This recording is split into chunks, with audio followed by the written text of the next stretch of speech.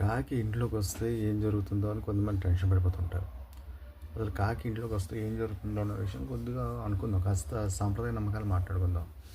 First of all, ఎవరైనా అతిథి మన ఇంట్లో హాస్పిటాలిటీకి వచ్చే అవకాశాలు ఉండొచ్చు. కొంతమంది అవుతారు. రెండోది ఏంటంటే, ఏదైనా వార్త లేదా సమాచారం కూడా తొందరలో అందుకుంటారని ఒక మంచి శుభవార్త కూడా కావచ్చు. అదొకటి ఉన్నది. మూడోది ఏంటంటే, పితృదేవతలు వాళ్ళ గుర్తుగా వాళ్ళు తెలియజేస్తున్నాం, మేము ఉన్నాము, మాకు ఇలా చెయ్యండిరా ప్రతి సంవత్సరం, లేకపోతే చెయ్యండి, మా గురించి ఇలా చెయ్యండి, మేము ఉన్నాము, మిమ్మల్ని గమనిస్తున్నాం అనే విషయానికి వాళ్ళు తెలియజేయడానికి కూడా ఇది ఒక చిహ్నం మాత్రం ఉంటుంది.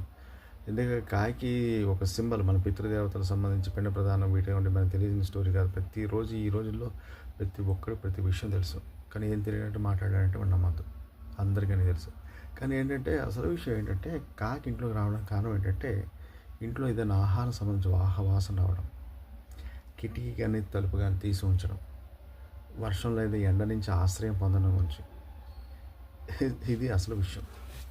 వాళ్ళు రకరకాల కారణాలు చెప్తారు, కానీ కాకి ఇంట్లోకి వస్తే అసలు విషయం ఇదే.